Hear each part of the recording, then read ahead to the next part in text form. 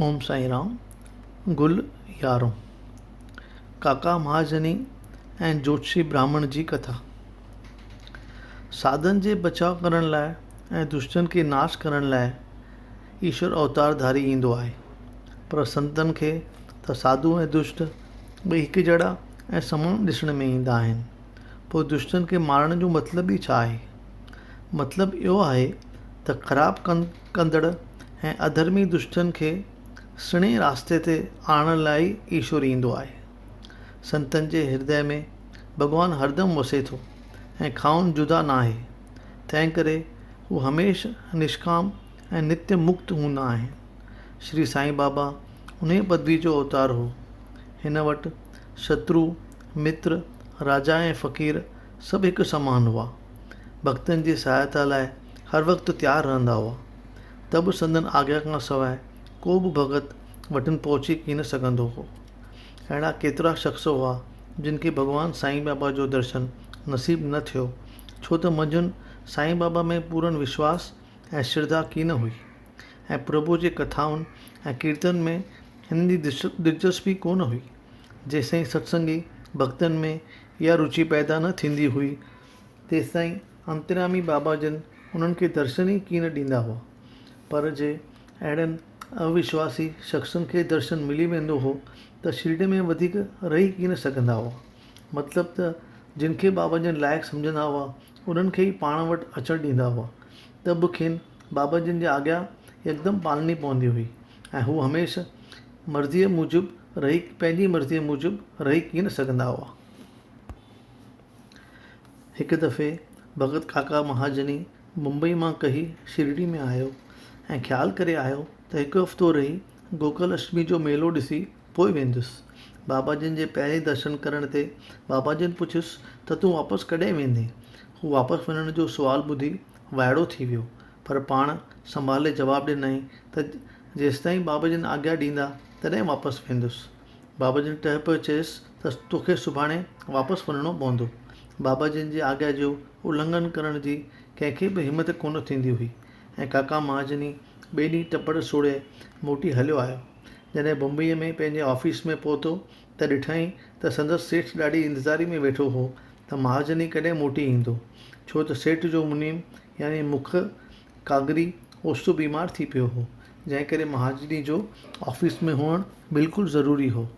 हिन महाजनी खे मोटी अचण जो ख़तु लिखियो हो जो शिरडी मां वापसि मोकिलियो वियो। अंतर्यामी बाबा जन सॼी स्थिति ऐं हालति परोड़े महाजनी खे यकदमि वापसि मोकिलियो। हाणे मथीं वार्ता जे बिना उबतड़ वकील भाऊ साहब धमाल जी कथा ॿुधो।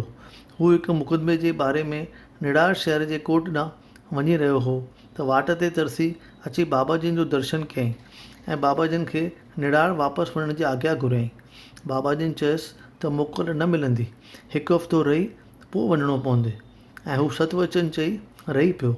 होॾां निडार जे कोर्ट जो जज बीमार थी पियो, जंहिं करे भाऊ साहिब धमाल जे मुक़दमे जी सुनवाई ॿिए तारीख़ ते महमल कई वई।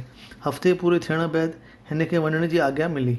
भाऊ साहिब वकील जो इहो मुक़दमो केतिरनि महीननि ताईं चइनि जजनि वटि हलंदो रहियो, जो आख़िर वकील खटियो ऐं संदसि मोकुल सफ़ा छुटी वियो। संत पंहिंजनि भक्तनि जो भलो चाहींदा आहिनि ऐं संदन फ़ाइदे लाइ ई खेनि आज्ञा ॾींदा रहंदा आहिनि। जज जे फ़ैसिले खे रद्द करणु। नाना साहिब निमोणकर रिटायर जज शिरडी में पंहिंजे स्त्रीअ समेत रहियल हो ऐं ॿई ॼणा बाबा जन जी सेवा ऐं संगत में व्यतीत कंदा हुआ। संदन पुटु बेलापुर में बीमार थी पियो। ख़बर मिलण ते माउ कुझु ॾींहं पुट वटि वञी रहण जो फ़ैसिलो कयो, पर नाना साहिब खेसि चयो त पुट जो मुंहुं ॾिसी ॿिए ॾींहुं मोटी अचूं। ॿई बाबा जन खे चरण वंदना करे संदन आज्ञा वठणु आया त बाबा जन चयनि त जल्दी वञो, घबरायो न, 2-4 ॾींहं शांति चित सां उते रही मिटनि माइटनि खां मिली पोइ शिरडी में अचिजो। यानी जज निमोणकर जो फ़ैसिलो बाबा जन जी आज्ञा सां रद्द थी वियो। जोशी ब्राह्मण जो बाबा जन में पंहिंजे गुरूअ जो दर्शन करणु। मूले शास्त्री नाले नासिक जो हिकु पको कर्मकांडी ऐं अग्निहोत्री ब्राह्मण 6 शास्त्रनि जो अभ्यास कयो हो ऐं ज्योतिष विद्या में बड़ हो। हिकु दफ़े हू नागपुर जे प्रसिद्ध करोड़पति बाबा साहिब बूटी सां मुलाक़ात करे ॿियनि सॼणनि सां गॾिजी शिरडी में बाबा जिन जे दर्शन लाइ मस्जिद में आयो। बाबा जिन बि उन ॾींहुं मौज में अची मेवे वारे खां मेवा ऐं ॿियूं शयूं वठी मस्जिद में आयल संगत में विराए ॾिना।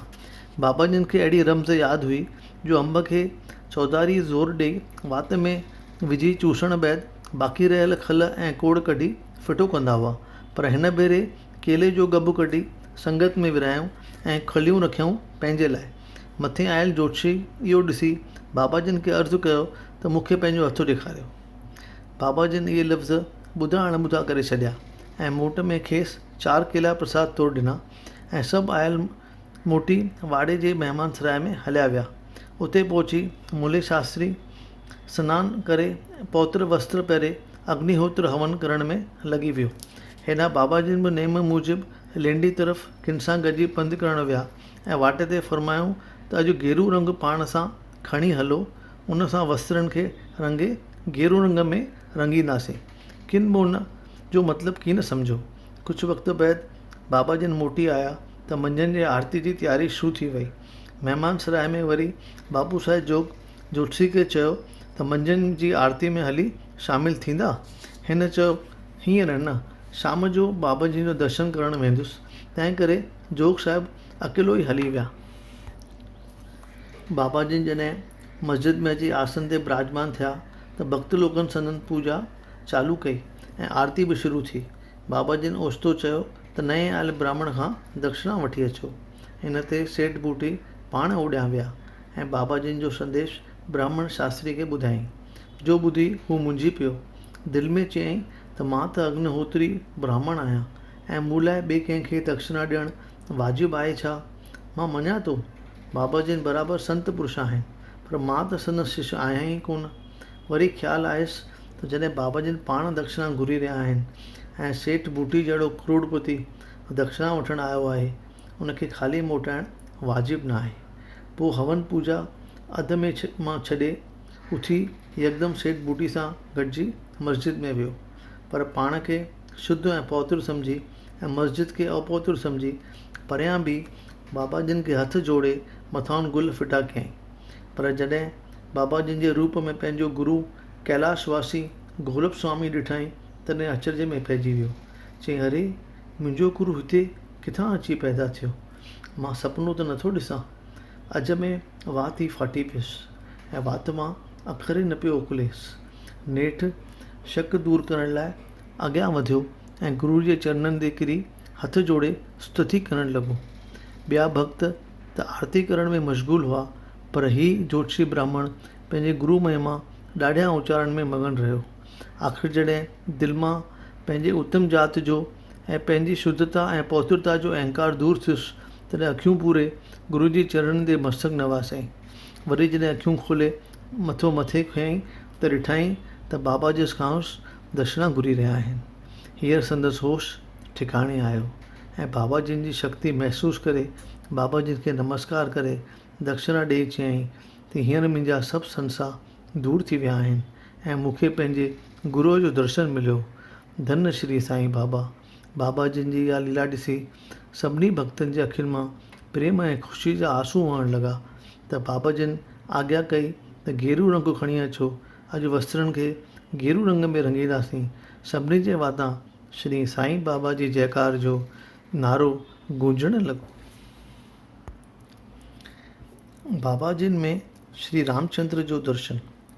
हिकु मामलेदार पंहिंजे डॉक्टर दोस्त सां गॾिजी शिरडी में आयो, जंहिं चयो त मुंहिंजो अष्टदेव श्री रामचंद्र आहे, तंहिं करे मां हिन मुस्लमान फ़क़ीर अॻियां मथो कीन निमाईंदुसि। मामलेदार चयसि त तूं मथे निवाइण वग़ैरह लाइ ॿधल कोन आहीं ऐं न की तोखे केरु ईअं करण लाइ ज़ोर भरींदो।